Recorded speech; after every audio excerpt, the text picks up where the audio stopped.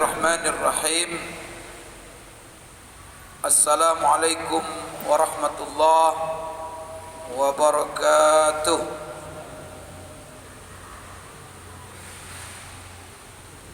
Alhamdulillahi rabbil alamin. Wassalatu wassalamu ala ashrafil anbiya'i wal mursalin wa ala alihi wa ashabihi wattabi'ina lahum bi ihsanin ila yaumiddin, amma ba'd. Allahumma la ilma lana illa ma 'allamtana innaka antal alimul hakim. Rabbana zidna ilma warzuqna fahma. Allahumma inna nas'aluka ilman nafi'a wa rizqan tayyiba wa amalan salihan mutaqabbala. Allahumma ja'alna mimman yastami'una al-qawla fayattabi'una ahsanah. Allahumma ja'alna birahmatika fi ibadika salihin. Qala Allah Ta'ala fi kitabihil karim, a'udhu billahi minasy syaithanir rajim. Inna Allah ya'murukum an tu'addul amanati ila ahliha wa idza hakamtum bainan nasi an tahkumu bil 'adl. Inna Allaha ni'ma ya'idzukum bih. Inna Allaha kana sami'an basira.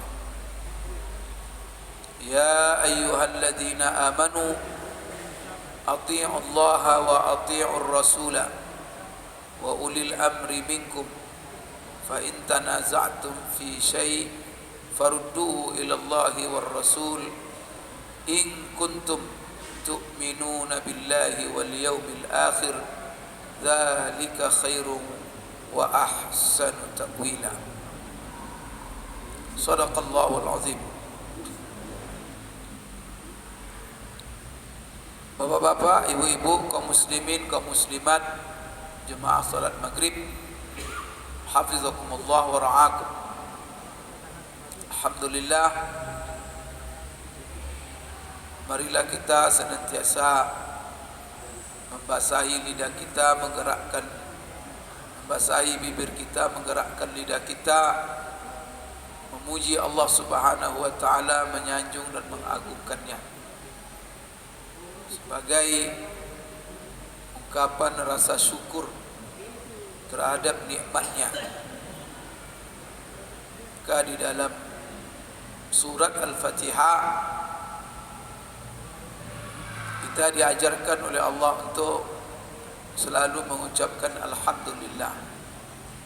Kan surah Al-Fatihah ini surat yang wajib dan merupakan rukun kita baca setiap rakaat di dalam salat. Maka Alhamdulillah itu Allah mengajarkan kepada kita bagaimana kita cara memujinya. Maka Allah pilih untuk kita kalimat Alhamdulillah, yang mana maknanya segala puji hanya milik Allah. Segala puji hanya dihadapkan untuk Allah, kepada Allah. Allah Subhanahu wa taala menjelaskan alasannya kenapa segala puji hanya untuk Allah. Maka Allah katakan di dalam ayat itu sendiri, karena Dia adalah Rabbil Alamin. Maka itulah membuat segala puji itu hanya milik Allah, karena Dia Rabbil Alamin. Pertama, Dia yang menciptakan seluruh alam semesta ini dan yang terdapat di dalam alam itu sendiri. Tak satu pun yang lepas di alam raya ini, mulai dari yang sekecil-kecilnya yang tidak nampak oleh kita dengan mata kasat kita, sampai yang sebesar-besarnya, semuanya Allah yang membuat, yang menciptakannya. Kemudian Rabbil Alamin itu juga maknanya adalah al-in'am, Setelah Allah yang menciptakan kita, Dia pula yang memberikan, memenuhi semua nikmat kebutuhan kita. Apapun yang kita butuhkan, Dia memberikan. Tidak ada kita bisa menciptakan apa yang kita butuhkan. Allah yang menciptakan kita dari tidak ada menjadi ada. Kemudian Allah juga menciptakan kita sebagai makhluk yang memerlukan banyak kebutuhan, tapi kebutuhan itu sendiri juga Allah ciptakan untuk kita. Maka namanya al-in'am. Maka Rabb itu maknanya al-khalq, mencipta, al-khaliq. Kemudian al-in'am, al-mun'im, yang memberikan semua nikmat. Nikmat itu banyak sekali.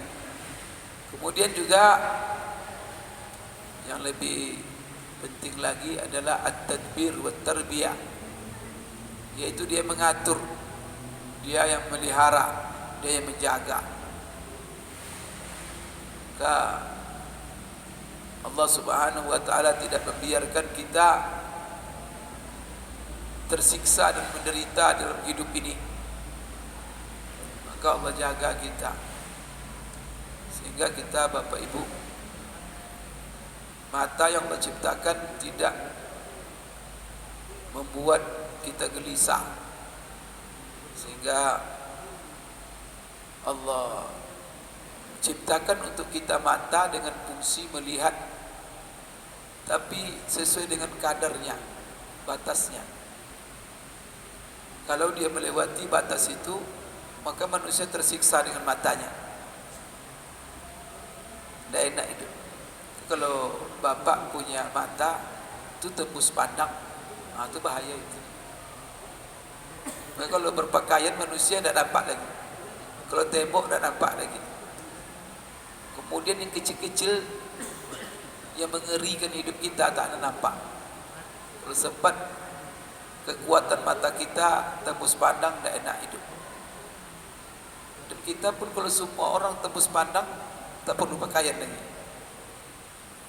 Kemudian juga mata tidak, Allah ciptakan terbatas penglihatannya. Yang kecil-kecil tak Allah berikan melihat. Yang herannya kita itu gimana Allah membatasinya itu. Itu yang canggih itu. Sempatlah kekuatan mata kita ini semuanya seperti mikroskop. Kira-kira gimana? Tak bisa minum, karena bakteri nampak semua, dan bakteri itu gawat. Maka kalau bapak pergilah dengan mikroskop kemana-mana, tak mungkin makan bapak. Pakai pakaian ini pun tak mungkin. Nah, ini pakaian kita pakai ini hinggap. Kalau di mikroskop kan sekarang ya, ngeri kita. Mungkin bapak tidak bisa memandang saya kalau sempat tembus pandang. Tapi Allah jadikan terbatas, insyaallah. Yang heran itu, yang menakjubkan itu, gimana Allah membatasinya itu? Ya Allah. Telinga, yang lebih dahsyat lagi. Maka nikmat itu selalu telinga. Dahulu baru inna sam'a wal basara. Kenapa telinga dulu? Karena dahsyatnya nikmat pendengaran itu luar biasa, yang harus menjadi pemikiran manusia. Ini telinga ini. Bagaimana Allah membatasi pendengaran ini sehingga kita tidak mendengar sedikit pun gemuruh dunia yang dahsyat luar biasa ini. Dunia ini gawat. Kalau Allah perdengarkan seluruh suara di muka bumi ini, dalam bumi, mati kita, menjerit-jerit kita. Apalagi kalau dengarkan suara dalam kubur itu, memang azab kita, tidak bisa kita hidup. Tapi bagaimana Allah itu membatasinya itu?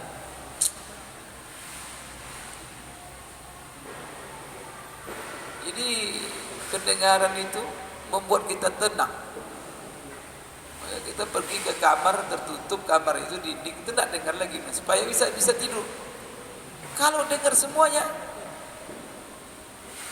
pecah otak kita. Alhamdulillah. Maka baca alhamdulillah.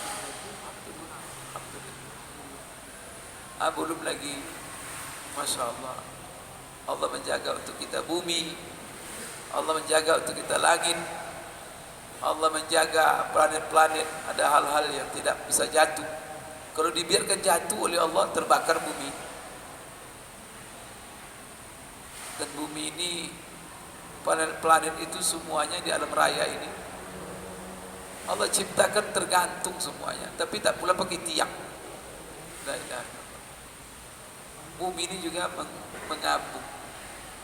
Ke dalam Quran, wasyamsu tajri li mustaqarrin laha dzalika taqdirul azizil alim wal qamara qaddarnahu manazila hatta ada kal urjunil qadim la syamsu yanbaghi laha. Jadi la syamsu yanbaghi laha atadrikal qamara wal lailu sabiqun nahar kullun fi falakin yasbah. Ini ya. Itu kata-kata yasbah itu unik itu. Semua barang-barang angkasa itu seperti berenang di angkasa itu dia. Tapi dalam sebuah sistem yang tidak pernah meleset. Kalau meleset sedikit hancur alam. Beribu-ribu tahun itu Allah mengaturnya, tak pernah meleset, berputar. Kita punya ban mobilnya sebentar pecah, kita punya platform aja tuh lubang-lubang sudah berapa tahun baru. Ini langit benar ya, sebesar itu tak pernah retak, tak pernah berlubang-lubang. Bagaimana itu Allah menciptakan dan menjaganya? Bagaimana kebesaran sang pencipta itu? La ilaha illallah. Yang kecil baru kita buatnya, lubang-lubangnya isinya. Antar lagi diperbaiki lagi.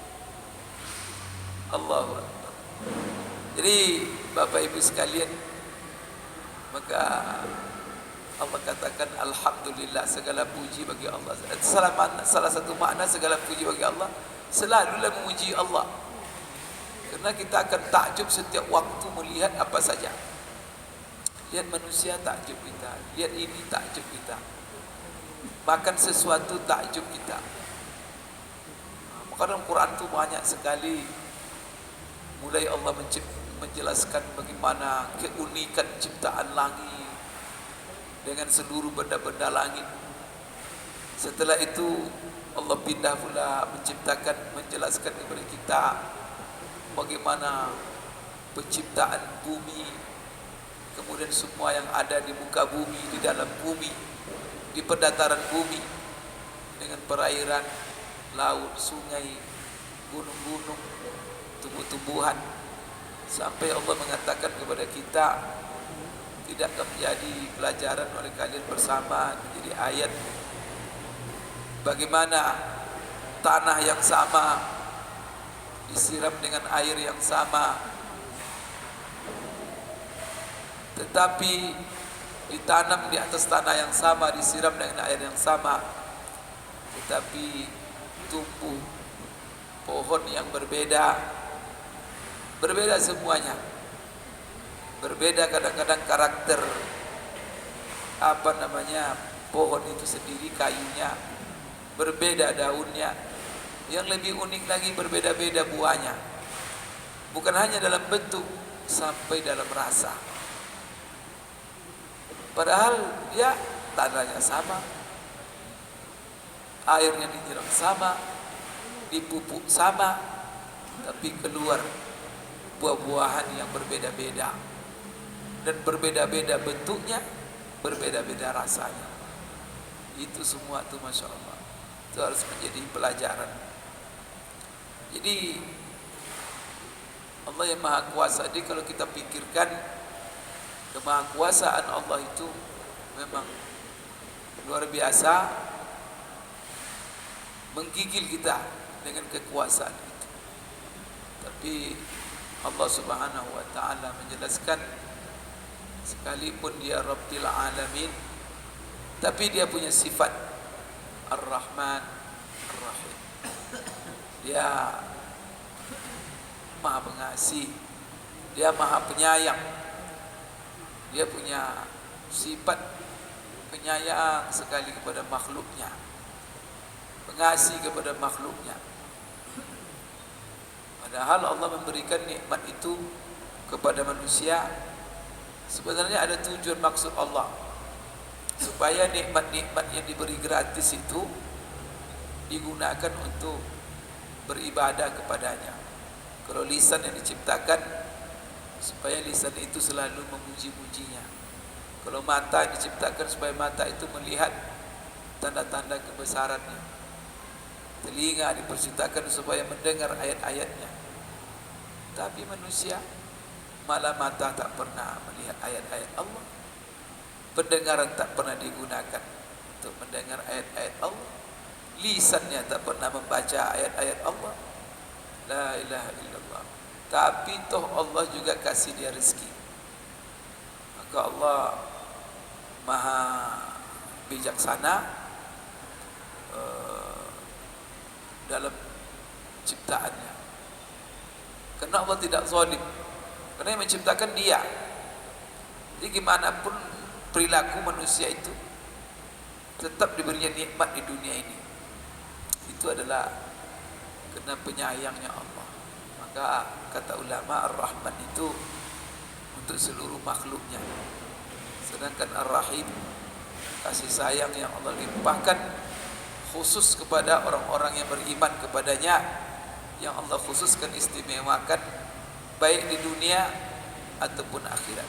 Maka kalau di dunia itu nampak kasih sayang Allah dengan orang beriman itu, Allah berikan kepada mereka ketenangan hidup, ketenangan pikiran, ketenangan jiwa, kemudian kebahagiaan. Dimanapun gelombang-gelombang kehidupan yang menerjang permasalahan-permasalahan hidup, maka dia tak akan pernah. Maka Allah berikan ketenangan dengan iman itu sendiri. Dan itu tidak ada pada orang-orang yang tidak beriman. Kemudian di akhirat Allah khususkan sayangnya kepada orang beriman dengan surganya. Jadi ini kan semua sifat-sifat Allah. Kemudian ini mengingatkan kepada kita dalam tafsir ulama, Allah saja pencipta langit dan bumi, memberikan semuanya untuk kita. Dia punya sifat Ar-Rahman Ar-Rahim, sayang, tak pernah dia menzolimi manusia, tak pernah dia menzolimi makhluknya. Kalau dia pengen menzolimi makhluknya, dia bisa, dia berhak, dia punya hak wewenang mutlak untuk berbuat apa saja, karena dia Rabbil Alamin. Tapi dia tidak lakukan. Malah sekalipun Rabbil Alamin, tapi sifat yang menonjol dari Rabbil Alamin ini bukan sifat qaharnya, bukan sifat jabbarnya, bukan sifat jabarut, tetapi sifat yang menonjol, ditonjolkan Allah pada dirinya adalah sifat Ar-Rahman Ar-Rahim. Ini sebenarnya menghibur manusia, banyak luas sekali maknanya ini. Ya, salah satunya adalah Allah tegaskan ini, mengingatkan kepada kita sebagai manusia hamba-hamba Allah, supaya kalau Allah saja sang pencipta yang memberikan segalanya kepada kita, dia sayang, penyayang, pengasih kepada kita, maka kita juga, apalagi kita sesama manusia yang menerima nikmat dari Allah, yang mendapatkan nikmat dari Allah, maka tak wajar kita tidak punya sifat kasih sayang. Maka kalau Allah sayang pada kita, maka apa yang Allah suka sama kita, salah satu sifat yang Allah suka sama kita, karena dia tetapkan sifat itu pada dirinya, maka sifat yang disukai Allah pada kita adalah sifat kasih sayang. Dalam hadis qudsi Allah mengatakan, Inni haramtu az-zulma ala nafsi ya ibadi. Inni haramtu zulma ala nafsi fala tazalam. Hai hamba-hambaku, sesungguhnya aku haramkan kepada diriku sifat zalim. Aku haramkan zalim pada diri. Padahal kalau Allah itu buat zalim, dia berwenang, berhak, karena semuanya di tangan dia. Dia menciptakan semua. Kalau Allah zalim, tidak ada yang bisa menghalang. Tapi Allah haramkan kezaliman pada dirinya, padahal dia Rabbil Alamin. Maka pesan kuat Allah kepada kita, fala tazalamu, maka jangan kamu saling menzalimi. Maka Allah sangat menyukai kalau kita ini saling sayang menyayangi. Inilah Bapak Ibu sekalian, kehidupan yang kita lihat sekarang ini, kasih sayang ini, yang saling menyayangi ini, yang tidak jauh dari kehidupan kita. Kalau kita lihat kezaliman di mana-mana, pemimpin menzalimi rakyatnya, rakyat menzalimi pemimpinnya.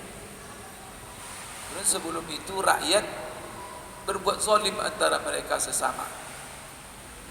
Jadi kalau kezaliman ini sebenarnya merajalela.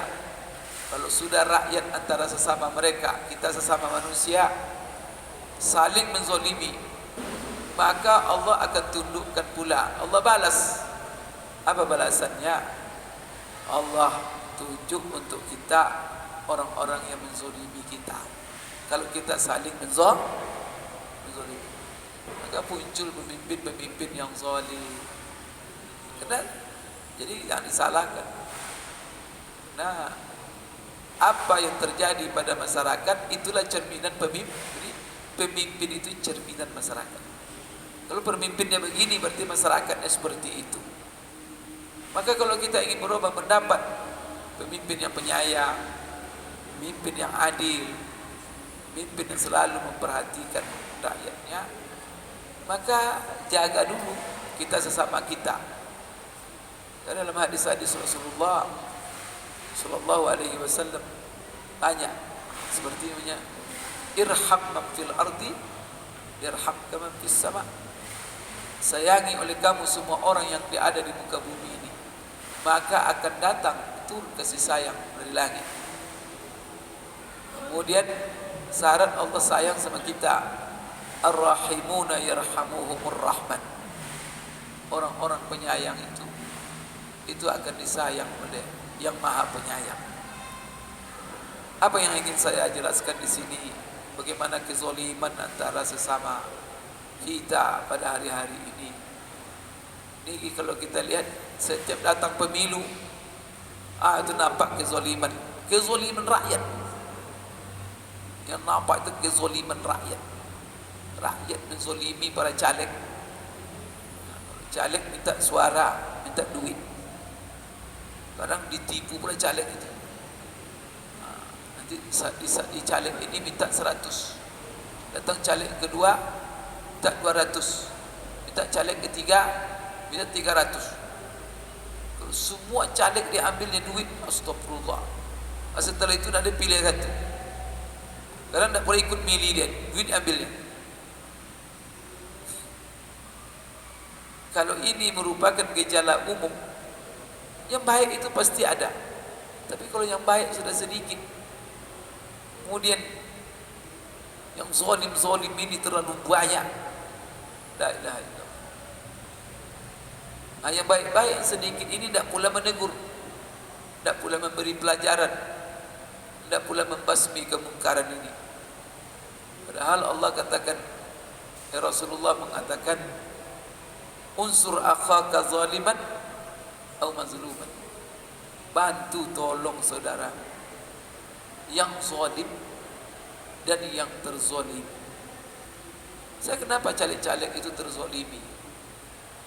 Sekarang asal pemilu itu heboh itu. Rumah sakit jiwa bersiap-siap menampung caleg-caleg.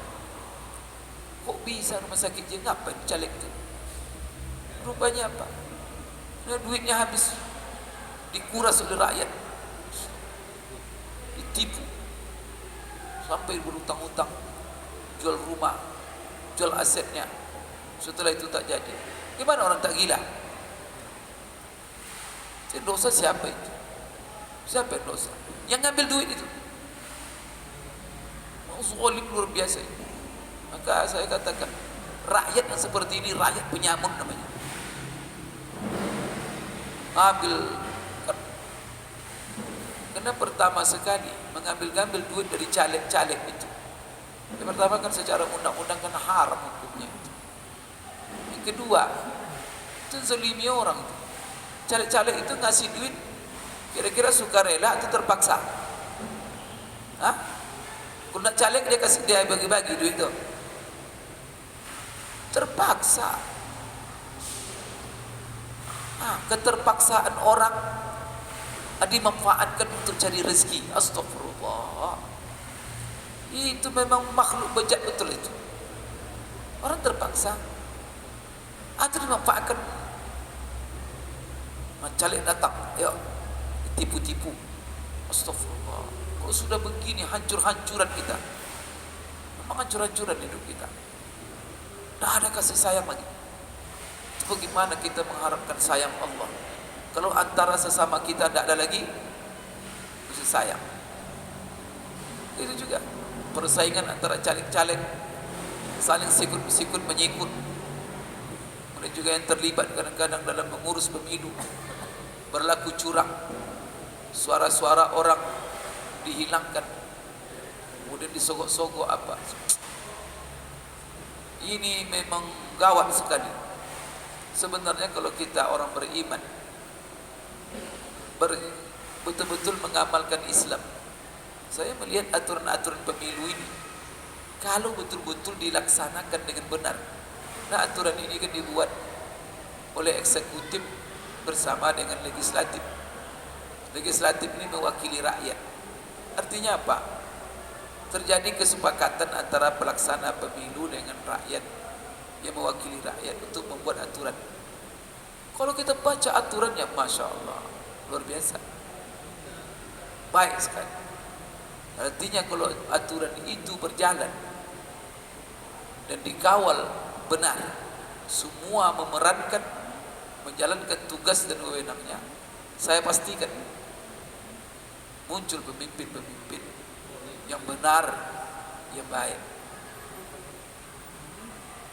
Muncul pemimpin-pemimpin yang kita harapkan. Karena undang-undang itu kan dibuat, aturan itu kan supaya apa? Ya tidak lahir pemimpin-pemimpin yang mengecewakan. Maka dengan cara pemilu yang bersih, yang jujur, maka di sini yang adil kan, jurdil. Tapi kalau penyimpan aturan-aturan itu dilanggar, nah, sebagian orang bilang aturan dibuat untuk dilanggar, bukan untuk dipatuhi. Ini musibah ini. Nah, kalau peraturan itu dilanggar, itu kan malapetaka, merusak sistem, rusak dibuatnya tatanan. Karena yang satu taat aturan, yang satu melanggar. Kalau sudah begini, kacau balau. Apalagi nanti terlibat pula aparat-aparat yang harus menjaga menegakkan hukum. Kalau tempat yang melanggar ini diam aja, yang ini melanggar disikat. Kalau itu terjadi, ya sudah, hancur hidup kita ini. Maka hidup penuh dengan kezaliman. Kalau sudah begitu, kita harapkan hadir pemimpin-pemimpin yang akan penyayang pada rakyatnya. Akan hadir pemimpin-pemimpin yang benar. Ini Bapak Ibu sekalian problem. Ayat Al-Fatihah itu Ar-Rahman Ar-Rahim itu menggetarkan hati kita sebenarnya. Allah saja yang Rabbil Alamin, Dia pengasih, Dia gimana kita sebagai hambanya? Maka orang-orang yang tak ada kasihan sesama saudara, tidak ada sayang sama saudara, itu sangat berbahaya sekali. Sampai Allah juga mengatakan setelah itu Maliki Yaumiddin. Ingat, itu kan banyak dalam maknanya, luas. Kalau Maliki Yaumiddin ini, kalau kita zalim sama zalimi, ingat. Karena kadang-kadang zalim dan zalimi itu antara mereka ya karena mereka buat aturan sendiri, di backup sendiri, macam-macam kan. Tapi Allah ingatkan kita, Maliki Yaumiddin, dia penguasa hari pembalasan. Tak ada yang bisa lepas daripada hukum Allah Subhanahu wa ta'ala. Dia pengasih penyayang. Maka salah satu kasih penyayangnya Allah, setiap orang yang dizalimi, Allah akan kembalikan hak-haknya. Kalaupun tidak di dunia, Allah akan kembalikan hak-haknya nanti di pengadilan Allah. Pengadilan tidak ada sogok menyogok, yang tidak ada kecurangan, yang tidak ada ketimpangan. Karena yang memegang mahkamahnya itu langsung Allah Subhanahu wa ta'ala. Maka dia penguasanya, dia hakimnya. Maka itu membuat kita, Bapak Ibu sekalian, hati-hati dalam nama sifat-sifat Allah itu, Rabbil Alamin, menggetarkan hati kita. Kemudian Ar-Rahman Ar-Rahim, itu Bapak Ibu sekalian, membuat hati kita sejuk, tenang, nyaman. Ya Allah, kemudian bahagia. Nah, kita ini kadang-kadang Bapak Ibu tersalah, kadang-kadang kita ini berdosa, tapi Allah Maha Pengasih Penyayang. Dimanapun dosa hambanya, kalau dia kembali bertobat kepada Allah, maka Allah Subhanahu wa ta'ala akan terima dengan kasih sayangnya. Walaupun sepenuh langit dan bumi datang, kita minta maaf, datang kita di hadapan Allah minta ampun dengan tobat nasuha, Ar-Rahmanir Rahim. Tapi kalau kita banyak dosa dan zalimi, ingat Maliki Yaumiddin, dia penguasa. Kemudian juga Maliki Yaumiddin ini membuat bahwa tempat takut kita hanya Allah. Jadi Rabbil Alamin ini memunculkan rasa takut, karena dia Rabbil Alamin. Dan ini mengajarkan kepada kita dalam hidup ini supaya tempat takut kita itu hanya Allah. Karena Rabbil Alamin, yang lain-lain itu alam semua di bawah kendali Allah. Maka jangan takut kepada manusia, jangan takut kepada siapa-siapa. Ini yang disebut dengan Rabbil Alamin. Ar-Rahmanir Rahim memunculkan dalam diri kita sifat optimis, harapan, raja. Itulah sebabnya kata ulama, hidup kita ini antara khauf dan raja. Rasa takut akan membuat kita bersegera mematuhi, menjunjung tinggi perintah-perintah Allah, dan rasa takut akan membawa kita, Bapak Ibu, mudah ringan dan hati-hati supaya kita tidak sampai mengerjakan apa saja yang Allah larang. Nah, kemudian ini ya Ar-Rahmanir Rahim. Kemudian Maliki Yaumiddin itu pemantapan lagi daripada rasa khauf. Wah, dia penguasa. Jadi situ ada, kalau Maliki Yaumiddin ini ada khauf dan ada raja. Maliki Yaumiddin ini raja pada hari pembalasan, memiliki penguasa. Maka ini membuat orang takut, karena tak ada orang yang satu pun yang lepas dari hukumnya.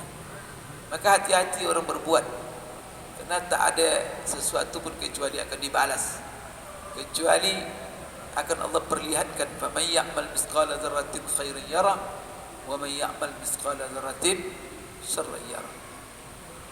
Kemudian ada lagi di situ Maliki Yaumiddin itu. Maliki Yaumiddin itu juga di situ ada raja. Apa itu raja? Karena di situ tak ada lagi sogok menyogok. Maka orang yang terzalimi dia akan merasa tenang karena hak-haknya. Kalau tidak akan diambilnya di dunia, akan diambilnya di akhirat. Allah. Ke-Fatihah itu lengkap sebenarnya. Semuanya kita diajarkan dengan surah Al-Fatihah itu. Maka kalau sudah begitu sifat Allah itu, maka kita mengikrarkan iyyaka na'budu wa iyyaka nasta'in.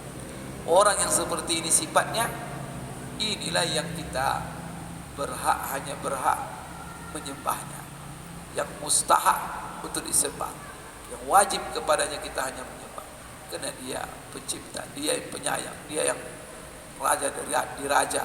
Maka iyyaka na'budu. Di sini setelah kita meyakini sifat-sifat Allah itu sudah mantap dalam diri kita, maka keyakinan terhadap ini dinamakan juga oleh sebagian ulama rububiyahnya Allah.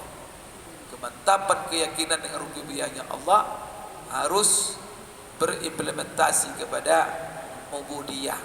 Artinya iyyaka na'budu wa iyyaka nasta'in. Maka ini adalah uluhiyah. Artinya apa?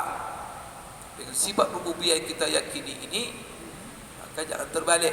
Sudah kita yakini semua sifat itu, setelah itu yang kita sembah adalah makhluknya, yang kita sembah adalah ciptaannya. Maka di sini iyyaka na'budu wa iyyaka nasta'in. Iyyaka na'budu ini hanya kepadamu ya Allah kami beribadah, menghadapkan ibadah, menundukkan kehidupan, cinta kita secara mutlak, taat kita secara mutlak, semuanya hanya kita arahkan untuk Allah Subhanahu wa taala. Kemudian Masya Allah, ketergantungan kita dan tempat meminta kita. Yang pertama, menundukkan diri, menundukkan seluruh kehidupan kita, menjadikan seluruh hidup kita hanya untuk mengabdi kepadanya. Salah satu makna yang lebih mendalam dalam iyyaka na'budu, bahwa seluruh kehidupan kita jadikan untuk beribadah kepadanya tanpa kecuali. Tidur kita, tidur ibadah kepada Allah. Makan kita, makan dalam rangka ibadah kepada Allah. Minum kita, semuanya, maka semua gerak. Siapa juga termasuklah kalau sekarang, apapun yang kita lakukan harus dalam rangka ibadah. Tidak berhak kita, kalau dunia ini ciptaan Allah semua,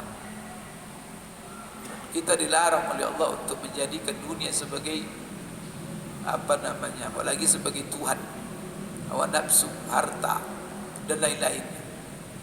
Maka di sini iyyaka na'budu.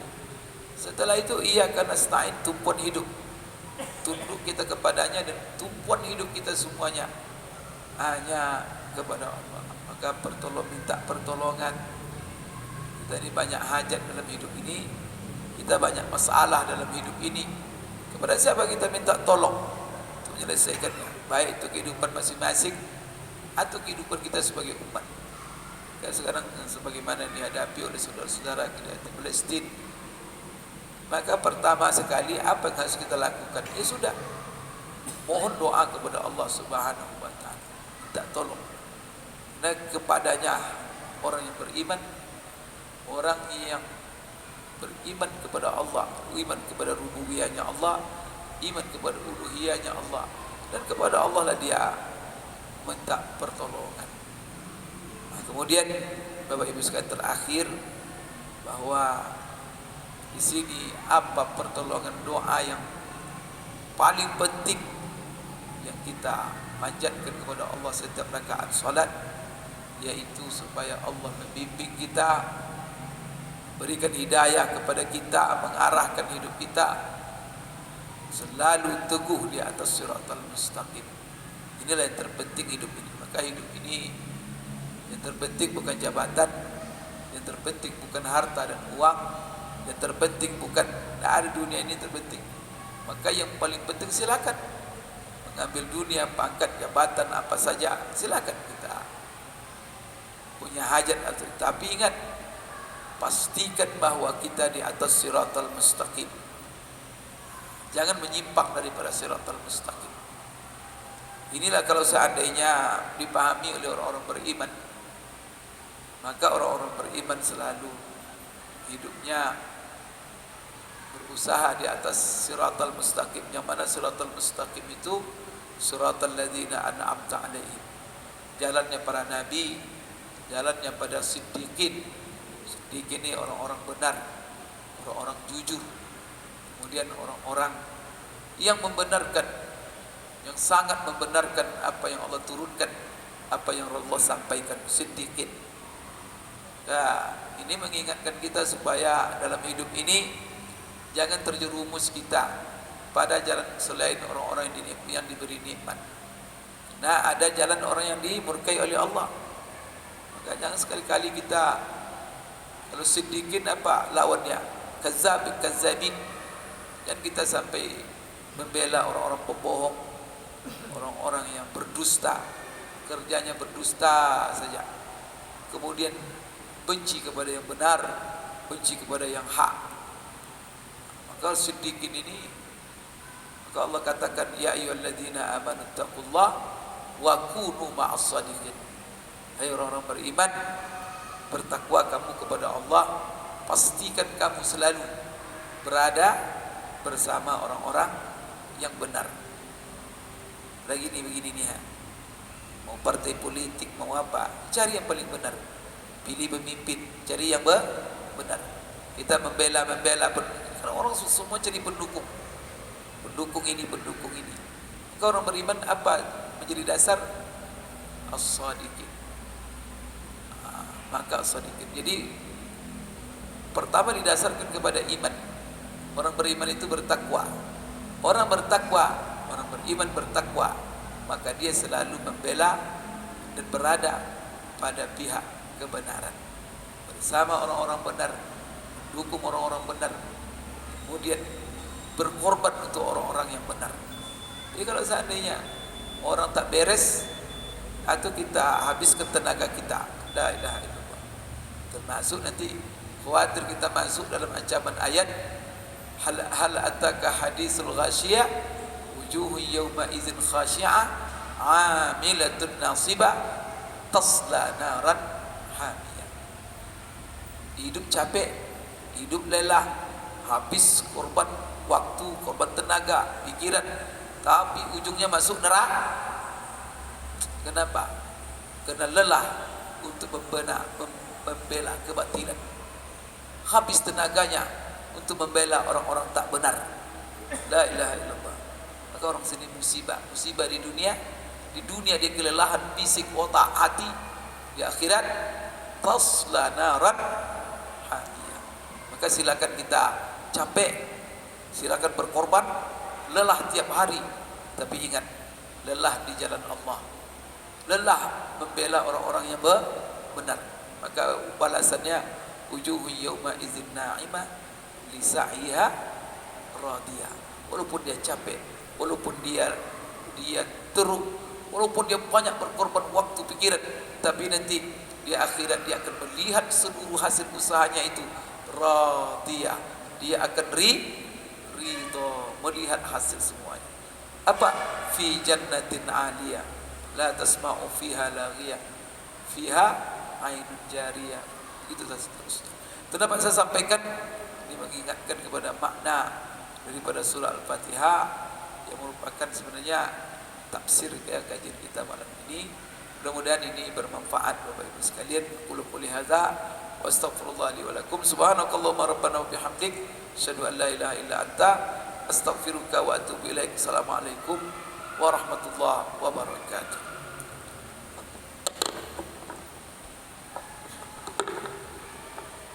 الله أكبر الله